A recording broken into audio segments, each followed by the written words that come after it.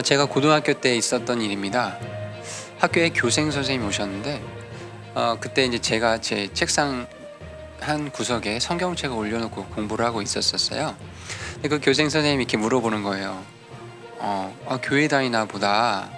혹시 너도 방언 기도를 하니? 라고 물어보시는 거예요. 그래서 제가 이제 머뭇머뭇 이렇게 하고 있으니까 그분이 또 하시는 말이 방언 기도를 해야 성령을 받은 거다. 이렇게 얘기를 하시고 자리로 돌아가셨습니다. 저는 그 당시에 그 교생 선생님의 그 질문을 받고 상당히 어떤 마음에 고민이 생겼습니다. 저 나름대로도 기독 학생의 학생이었고 나름대로 열정이 있다라고 하나님을 사랑한다고 생각했는데 제가 방언 기도를 하고 있지는 않았었거든요. 그 당시에요. 그래서 이거를 고민하던 중에 기도를 하나님께 드렸어요. 하나님, 저도 방언 기도를 해야 되는 거 아닌가요?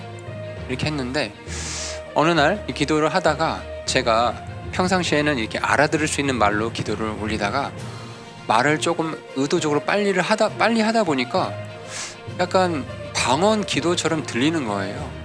그리고 그 이후로 점점 말이 이렇게 꼬이게 되고 하면서 소위 말하는 이 현대 교회에서 들리는 그런 방언 기도의 형태를 하는 저의 모습을 발견하게 되었습니다.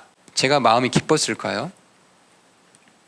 그 당시는 나도 이제 방언 기도를 하나 보다, 좋다라는 생각도 들긴 했는데 몇 년간 하다가 중단을 하게 됐습니다. 그 이유는 방언 기도를 하긴 하지만 그것이 제 삶에 어떤 변화를 가져다 주진 못했거든요. 또한 성경 말씀에 대한 이해를 높여준다든지 성경을 더 사랑한다든지 하나님을 더 뜨겁게 추구하는 그런 마음이 꼭 방언 기도에 의해서 생기지 않는다라는 그런 저 자신의 모습을 발견하게 되었습니다. 이런 방언 기도의 이슈들은 참 이 한국 교회 안에서 오래된 논쟁이고 섣불리 이것을 옳다 그르다라고 말하기 참 어려운 주제이기도 합니다. 그런데 여러분, 혹시 방언 기도가 이 기독교 안에만 있다라고 생각을 하십니까? 그렇지 않습니다. 방언 기도는 기독교뿐 아니라 다른 종교에도 현대 교회에서 하는 그런 알아듣지 못하는 그런 형태의 방언 기도를 하고 있다라는 사실을 아셔야 됩니다. 그렇다고 한다면 우리가 이 시점에서 한번 생각을 해볼 필요가 있을 것입니다. 방언 기도를 해야 꼭 내가 성령 받은 사람인 것인가? 그래서 오늘은 방언 기도를 해야 내가 성령을 받은 것인가? 라는 이 주제를 가지고 여러분과 한번 말씀을 생각해 보는 시간을 갖겠습니다. 먼저 방언 또는 이걸 타 언어, other tongue이라고 하는데요. 이 방언은 요약을 해보면 성경에서 쓰이는 이 타 언어, 방언은 모두 다 다른 나라에서 사용하는 언어였습니다. 알아들을 수 있는 언어였다라는 거예요. 가장 먼저 이 방언, 타 언어가 등장하는 곳이 바로 사도행전이죠. 오순절 사건이었죠. 여러분 사도행전 2장에 가보시면 2장 4절입니다. 그들이 다 성령으로 충만하여 성령께서 그들에게 말하게 하시는 대로 다른 언어들로 말하기 시작하더라. 타 언어, 방언을 했다라는 거예요. 다른 언어로 말을 했다라는 거예요. 성령 충만했을 때요. 그러면서 이제 7절에 가보시면 그들이 모두 놀라고 이상히 여기며 서로 이르되 보라, 말하는 이 사람들은 다 갈릴리 사람들이 아니냐, 유대인들 아니냐. 그런데 어떻게 이 사람들이 9절 10절에 보시면 여러 지역이 나오거든요. 바데 사람, 메데 사람, 엘람 사람이며 10절에 부르기아, 밤빌랴, 이집트, 구레네, 이런 다양한 지역에서 사용하는 언어를 어떻게 이 갈릴리 사람들이 한 번에 말을 할 수 있는 건가? 이런 오순절 사건에 처음으로 이 타 언어, 방언이 등장하게 됩니다. 여기서도 여러분 기억하셔야 될 것은 방언, 타 언어는 다른 나라의 사람들이 실제로 쓰고 있는 언어라는 사실을 꼭 기억하셔야 됩니다. 자, 여기 말고도 사도행전 10장에 가보시면 베드로가 고넬료를 만나는 그 장면이 나오죠. 이때에도 이제 이방인 고넬료가 복음을 전달받고 성령 충만하게 되게 되니까 사도행전 10장 44절에서 48절 부분에 보시면 그 내용이 나오는데요. 특별히 45절부터 보시겠습니다. 10장 45절이요. 할례자들에 속한 자들로서 믿은 자들 곧 베드로와 함께 온 자들이 이방인들 위에도 성령님을 선물로 부어주신 것으로 인해 다 놀랐다. 46절입니다. 이는 이방인들이 타 언어들로 말하며 하나님을 크게 높이는 것을 그들이 들었기 때문이더라. 여기서도 마찬가지로 타 언어, 다른 나라 말로 이렇게 말하기 시작했다는 말씀이 기록되어 있죠. 마지막으로 사도행전 19장 1절에서 7절 말씀도 보시면 에베소에 있는 그 신자들도 바울이 이렇게 안수를 해주니까 이제 타 언어로 말을 하기 시작했다라는 구절이 적혀 있습니다. 6절에 보시겠습니다. 사도행전 19장 6절이요. 바울이 그들에게 안수하며 성령께서 그들 위에 임하심으로 그들이 타 언어들로 말하고 대언하니라. 사도행전에서 나왔던 타 언어, 방언 모두 다 다른 나라 사람들이 실제로 사용하는 언어였다라는 것이죠. 그런데 이제 현대 교회에서 소위 방언 기도에 이 갈등 이슈가 되는 부분은 고린도전서, 즉 고린도 교회에서 또 언급됐던 방언이거든요. 자, 그런데 하나님께서 고린도 교회에게 은사로 주신 그 방언은 사도행전에서 이 나온 그 방언과는 약간은 차이가 있습니다. 그럼에도 불구하고 마찬가지로 고린도 교회에서 사용됐던 은사, 타언어 또는 알지 못하는 언어라고 표현된 언어라는 거예요. 통역이 필요한 언어라는 거였답니다. 여러분 그 고린도전서 14장 27절의 말씀을 보시겠습니다. 만일 어떤 사람이 알지 못하는 언어로 말하거든 두 사람이나 많아야 세 사람이 순서대로 하고 한 사람은 통역할 것이요. 그러니까 고린도 교회에서도 타 언어 또는 알지 못하는 언어로 이렇게 은사를 발휘하는 사람들이 있었습니다. 일부 있었습니다. 전체 다가 아니에요. 일부 있었는데 그 사람들이 할 때 우왕좌왕하는 게 아니었어요. 한 사람이 얘기를 하면 한 사람은 반드시 통역을 하고. 왜? 무슨 이야기인지 알려줘야 되니까. 그렇죠? 왜냐하면 다른 나라 말이잖아요. 28절입니다. 만일 통역하는 자가 없으면 그는 교회 안에서 잠잠하고 자기와 하나님께 말할 것이니라. 성경에 기록된 타 언어, 방언, 알지 못하는 언어 이런 것들의 용례를 우리가 요약을 해보면 하나님께서 타 언어의 그 방언의 은사를 주신 목적은 예수님을 믿지 않는 자들에게 이 전달된 이 복음이 사람에게서 난 것이 아니라 정말 하나님께서 특별하게 주신 것이다. 새로운 메시지이긴 하지만 이게 참되다라는 것을 입증해 주시기 위해서 일시적으로 초기 기독교 사회에서 허락해 주신 거라는 거죠. 이게 영원히 가는 게 아니라는 겁니다. 또한 이런 은사를 주신 목적, 특별히 고린도 교회에 이런 타 언어를 사용하는 은사를 주신 목적은 여러분 14장 우리 폈죠. 고린도전서 12절 보시겠습니다. 이와 같이 너희도 영적 선물들에 열심히 있은즉 교회를 세우는 일에 너희가 뛰어날 것을 구하라. 은사를 주신 목적은 나의 어떤 뭔가를 추구하기 위해서가 아니라 교회를 세우기 위해서 은사를 주셨다는 거예요. 또한 26절에 보시면 형제들아 그런즉 어찌하리요 너희가 다 같이 모일 때 너희 각 사람에게 찬송시도 있고 교리도 있으며 타 언어도 있고 계시도 있으며 통역도 있나니 그 다음 뭐라 되어 있죠? 모든 것을 남을 세우기 위해 할지니라 라고 말씀이 기록되어 있어요. 교회를 세우고 또 다른 사람들을 세우기 위해서 이런 타 언어, 방언을 할 수 있는 은사를 주셨다라는 거예요. 제가 초기에 방언을 해야만이 성령을 받은 것인가 이 주제로 말씀을 드린다고 했어요. 참 이 질문은 어려운 주제고요. 이 질문에 대해서 OX라고 말하기는 참 쉽지 않습니다.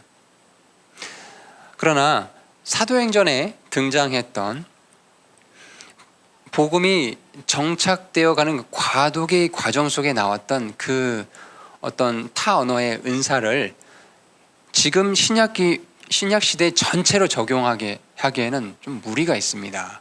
사도행전에 있었던 일들을 가지고 교리로 확정 지으게 되면 문제가 반드시 생기게 됩니다.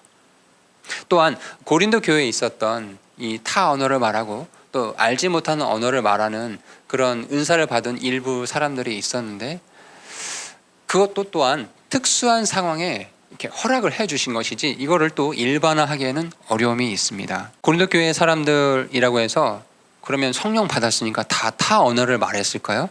그렇지는 않거든요. 고린도전서 12장에 보시면 29절입니다. 모두 사도겠느냐? 모두 대언자겠느냐? 모두 교사겠느냐?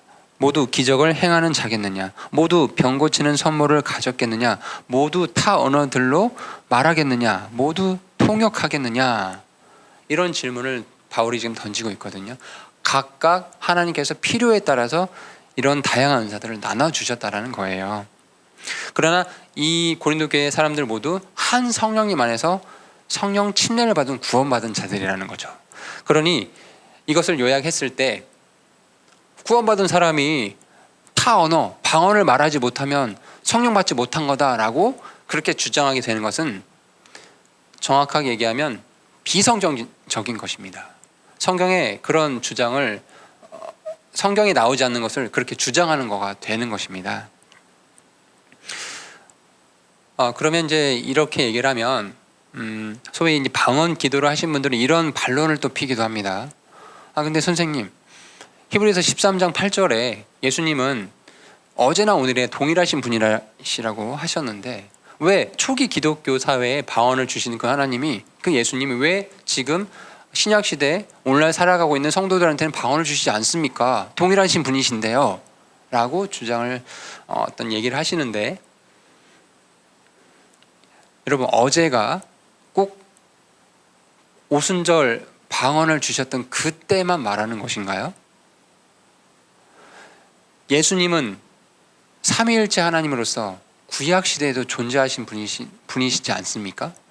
그러니 어제를 꼭 오순절 날 타 언어를 주셨던 그 시점으로 한정짓는 것은 약간 억지적인 해석인 것이지요. 또한 그 당시에 방언을 주셨다 한다 하더라도 그 은사가 영원히 지속되는 것이 아닙니다.